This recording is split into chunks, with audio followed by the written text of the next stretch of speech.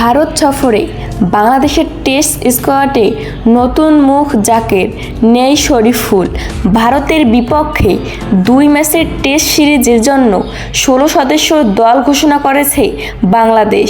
সর্বশেষ পাকিস্তান সিরিজের দল থেকে চোটের কারণে বাদ পড়েছেন শরীফুল ইসলাম। কুস্কির চোট থেকে এখনও সেরে ওঠেননি এই বাহিত পেসার। ভারত সিরিজের দলে প্রথমবার টেস্ট স্কোয়াডের ডাক পেয়েছেন ব্যাটসম্যান জাকের আলী। টেস্টে অভিষেকের অপেক্ষায় থাকা জাকের টি-20 বাংলাদেশের হয়ে 17টি ম্যাচ খেলেছেন। প্রথম শ্রেণীর ম্যাচ খেলেছেন 49টি। 4 সেঞ্চুরিতে 41.47 গড়ে রান করেছেন 2862। গত মাসে পাকিস্তান এ দলের বিপক্ষে দ্বিতীয় প্রস্তুতি ম্যাচে 172 রানে ইনিংস খেলেছেন জাকের।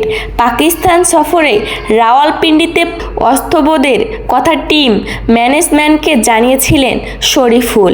এরপর মেডিকেল পরীক্ষার মাধ্যমে বাহিত এই পেসারের চোট ধরা পড়ে জাতীয় দলের ফিজিও বাইজিদুল ইসলাম। তার চোট নিয়ে তখন বলেছিলেন, এসব চোটে সেরে উঠতে সাধারণত 10 দিন লাগে।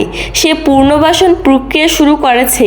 সে হিসাবে সেপ্টেম্বরের প্রথম সপ্তাহে সুস্থ হওয়ার কথা ছিল শরীফুলের, তবে সেটি আর হয়নি। তাতে গুরুত্বপূর্ণ এই সিরিজের দলে অন্যতম সেরা পেসারদের বোলিং মিস করতে যাচ্ছে বাংলাদেশ। শরীফুলের পরিবর্তনে ব্যাটসম্যান নেওয়ার টেস্ট দলে এখন পেসার থাকছেন 4 জন। তাসকিন আহমেদের সঙ্গে আছেন নাহিদ রানা, হাসান মাহমুদ ও খালেদ আহমেদ। স্পিন বিভাগে যথারীত সাকিব আল হাসানের সঙ্গে থাকছেন তাইজুল ইসলাম ও মেহেদী হাসান মিরাজ। অতিরিক্ত স্পিনার হিসাবে যাচ্ছেন নাঈম হাসান। পাকিস্তানের সফরেও তারাই ছিলেন। ব্যাটিং বিভাগে কোনো পরিবর্তন নেই। চোটের কারণে পাকিস্তান সফরে ম্যাচ খেলতে না পারা ওপেনার মাহমুদুল হাসান ভারত সফরে দলে আছেন। দুর্দান্ত ছন্দ নিয়ে বাংলাদেশ দল ভারত সফরে যাবে। সর্বশেষ সফরে পাকিস্তানকে তাদের ঘরে মাটিতে 2-0 ব্যবধানে সিরিজের হারিয়েছে বাংলাদেশ।